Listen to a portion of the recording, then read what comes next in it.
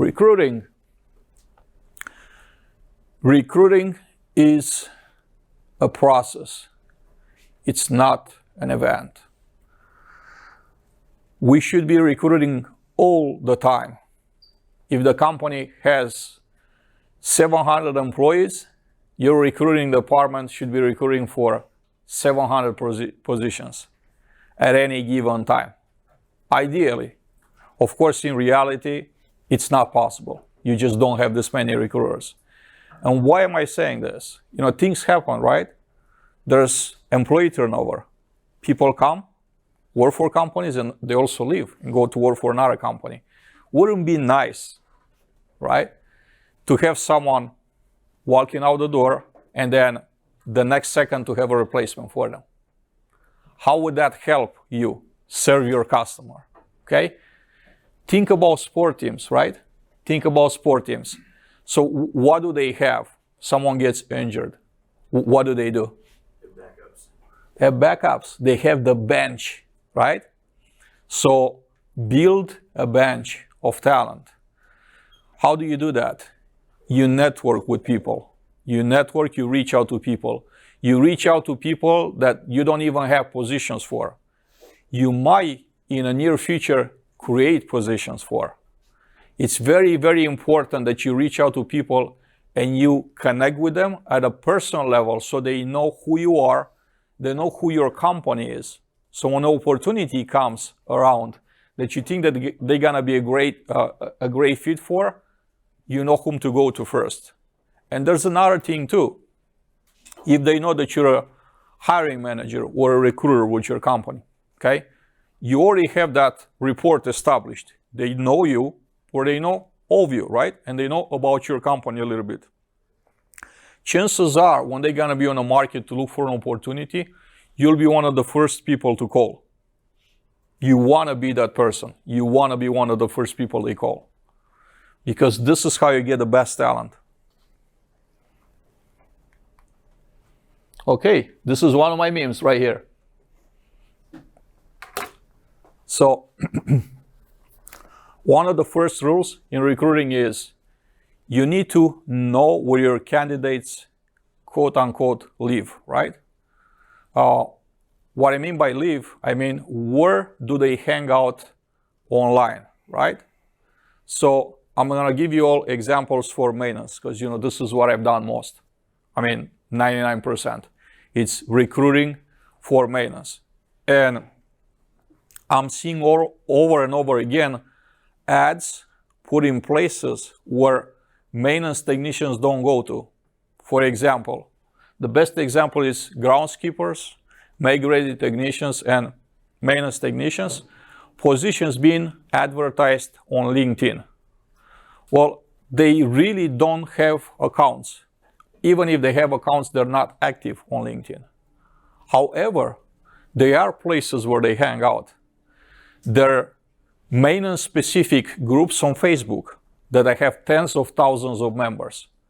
Why would you spend a few minutes putting a Canva, creating a Canva, and putting it out on LinkedIn where nobody's, gonna, no qualified candidates are going to read it, when you could do something similar and put that on a Facebook group where you have a possible audience or thousands or tens of thousands of people, right? Another mistake that's being done in a recruiting process is that we think, okay, our company owns 20,000 apartments, right? And because we own 20,000 or 50,000 apartments, people are gonna come to us, right? We're just gonna put a position on a website and then people automatically are gonna come and apply for us. In real world, that's not true. A very few companies in the world have this, I will say, luxury, right? The luxury being that they're gonna have something on a website and people will go because they desire, they create this desire. And this is done through branding, right? They spend billions of dollars in branding, so people are getting drawn towards their brand. They wanna work for them, right? How many of you right here will love the opportunity to work for Apple one day? Very few. Okay, well, Apple probably gets hundreds of thousands of applicants for each job that they have, each job opening. That's down to branding. Now, there are very few companies just like Apple that get their candidates their way. Most companies don't. Okay, so what they need to do, going back to what I said first, go and find out where those candidates are living, where they're hanging out, and go after them. Or physically understand where they work. Literally, I had situations where I needed a good technicians. I drove to a property and I was looking at a couple of, a crew of maintenance guys, and I had my business cards with me. And I just handed them some business cards. I say, hey, we're looking for talent. Whether you're interested or you know someone that might be interested, just here's my number. Just give me a call, right? I also had situations where I had a very talented individual that worked about 55 minutes from my office, and he was working Monday to Friday. He couldn't break for lunch. He couldn't take a 2-hour lunch to come meet with me. So I said, okay, pick a place, pick a restaurant in an area where you're working, and I'd like to take you to lunch so we could have a conversation over lunch. And that's what I've done. I went over where he worked. We had lunch, and 2 days later, we offered him the job. But that was, for me, the only way to reach out. If I wasn't going to do that, somebody else would have found a way to get to him and hire him before I did. Another way to do it, and a very important way, is to build competitive offers. By competitive offers, this is what I mean. We're property management, right? So in an Athens area, let's say that there's 100 apartment communities. I'm just making up a number. I don't know how many there are, right? And you manage an apartment community within a 5-mile radius, you have 7 more. So there's 7 competitors, right? You advertise for a job, and then you're hiring for a service manager, for example. Okay, how do you determine what's a competitive pay? Most managers, most recruiters will look in that area and say, we're looking at what the competition pays. We just kind of average that number. If we're in within those numbers, we should be good. What they're really not looking at is that their competition has the same issue. They can't find people.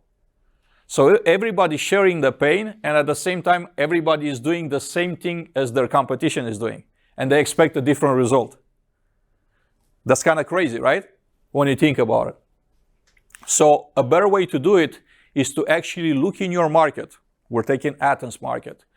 And look at all the related industries. When you hire for maintenance, you should be looking at construction.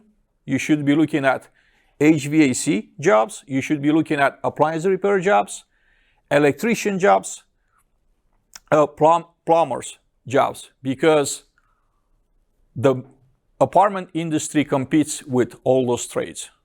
Okay? And in all reality, it's more difficult for us to get talent than it is for trades. Why? Because when you do a trade, typically, let's say HVAC, you're an HVAC technician.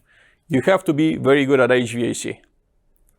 If you come to work for apartments, you're expected to have over average knowledge of carpentry, plumbing, electricity, HVAC, a number of trades, several trades.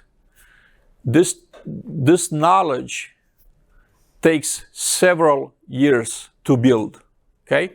Not to say that just one trade could be learned overnight, but it's a lot more complicated when you're hiring a maintenance, a jack of all trades, right? Someone that knows not everything, but has over average knowledge in several trades, right? So from that standpoint, it's difficult for us, because it's difficult to find that qualified person. On the other hand, if they go to work for an HVAC company, the HVAC company typically don't ask them to cover after hours. They work 8 to 5, and that's kind of it, right? Apartment industry, when you work as a maintenance technician, it's a 24/7, not for all. It goes on a rotation, right? Because you have to have a person on call for emergencies. Someone doesn't have hot water, or there's a flood in an apartment, or there's no AC and there's 100 degrees outside. You have to have, so if you have a staff of 2 maintenance members, every other week, one person is on call. So they had to work, they had to be close to their phone. When the phone rings, get up, get dressed, and go resolve the problem. Sometimes it's 2 o'clock in the morning. So it makes it very hard, it makes it difficult when you have to compete against the trades. And you have to offer a lesser pay than what the trades are offering. You're offering less money. It's a more intensive schedule. And then you also have those requirements for after hours on the weekends. So it could be very difficult.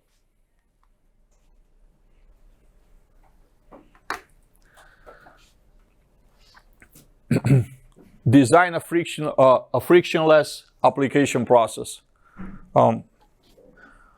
How many of you have applied for jobs online? Ever? What's your name, sir? Cooper. So would you share with us where did you apply? Like what did you use, website or application app? I've been using a lot of LinkedIn and Handshake. Okay, LinkedIn and Handshake. Handshake is a new one for me. It's basically like university systems, kind of simplified version of LinkedIn. That's the reason. That's the reason. I haven't heard about it. How about Indeed? Did anyone apply on Indeed? Okay, so Indeed is probably, to my knowledge, right, the most popular app, especially for maintenance, for the work that I do. So LinkedIn created this one-click application process. Basically, you take your resume, you create an account, you take your resume and you upload your resume. Let's say that you're a maintenance technician. This could apply for leasing agent, for manager, for whatever. All you had to do is go to your phone, you open the app, and you type in property manager, Athens, Georgia. When you type that in, the app is going to show you all the property manager openings in your area, the area you're interested in. The next thing you do, most jobs that are listed out there, they have a one-click application process, with your resume being uploaded already in a system. All you need to do is to go to each job and just click apply, and that's it. Your resume is being sent. Like, you could literally apply to 20 jobs in 5 minutes from your phone. How powerful is that? So this is the candidate experience, right? When we're talking about employer side, what we have to realize as hiring managers or recruiters is that when we advertise, we're competing against everybody else that's advertising in a market. So then what happens? First of all, frictionless application process. Everybody is gonna love the one-click application. Nobody is gonna be in love to fill out a 10-page application for a job, right? That's one thing. And then response time. How do we respond? So you have a candidate that applied to 20 jobs, and then you're competing against 19 other companies. Here's behavior that I've learned, okay? If you're not one of the first 3 people that get in touch with that person, you're never gonna hear from them. You won't even get probably them to pick up the phone and answer. Or if they do answer, they're gonna schedule an interview, and then that'll be the last time you heard from them. You're never gonna have a chance to meet them in person. Because what happened is, they apply to many jobs at times. They go to 1, 2, or 3 interviews at the most. If they could get the money, the benefits that they're looking for, that's it, they're gonna sign up. They're not gonna go to 5 or 10 or 15 interviews to make up their mind. It's not how I learn the candidate behavior. It's not gonna happen. Therefore, response time is very, very important. The next thing that comes into play is, okay, how do we respond quick? Organizations that manage 10, 20, 50 apartment communities, they don't do recruiting on site. their human resources department have, someone designated to handle the recruiting process.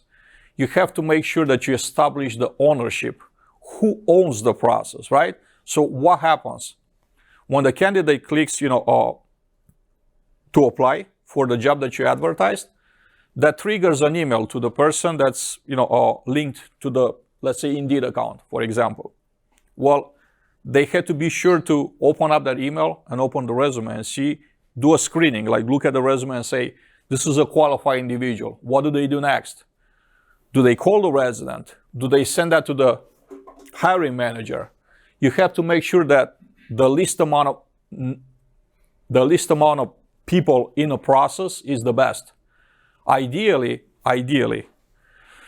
which is kind of hard to accomplish that in property management, but ideally will be that hiring manager gets those emails, they drop everything, they call the candidate, they set up an appointment, and they have the ability to make an offer on the spot, if they like the candidate, of course. So that's kind of the ideal situation. I put over there a couple of examples of ads from LinkedIn. They're both found on LinkedIn. The one up top is the one that LinkedIn is flooded with. Everybody wants to hire dynamic people. If you see an ad that says dynamic, what does that even tell you? Like, how does that get you excited, right? About the job. Versus this one, right here. So she took a picture of her dog. She did something, very fast. It took her a couple of minutes to create this. How would you not like this ad? It's funny and it gets you interested. Hey, I want to see what is this about. If it's a position that you're interested in, of course. One thing that I want to ask you, of course, I just need your, I just need you to be okay with this. Would you do a group picture with me? I want to do a group picture and put it on LinkedIn, right? You all have my name out there. If you don't have it, I should have done this at the very beginning. So this is how you'll find me on LinkedIn. So if you do have LinkedIn accounts, I like to take this picture. I'm gonna do a quick post and just give it like a couple of hours. Do a quick interaction, whether it's a like, a comment, whether it's both, and see what kind of traction we're gonna get from this from this post. Because I think it's very important to understand the power of social media platforms and also the power of networking. Like being connected with as many people is not really the number of people, but being very actively connected with a core number of people that are always willing to interact with you very fast. I learned this being very beneficial for me. I don't think that I mentioned, but my current job and my previous job, they came to me via LinkedIn without me asking for work. I was employed at the time. They were actually connections of mine on LinkedIn that weren't even the hiring managers for the roles. There were actually someone in a company that knew of me. They read my posts and they reach out and say, hey, my company has this opportunity. You will probably be a great fit for it. Are you interested? And this is how I ended up getting this job and getting my previous job. Even more so, the previous job did not even exist. Like someone created a job. They knew that they asked me if I was interested in something like this. They didn't have a job posted at the time. I said that I was. We had a conversation and they created the job and they hired me. So social media, very powerful.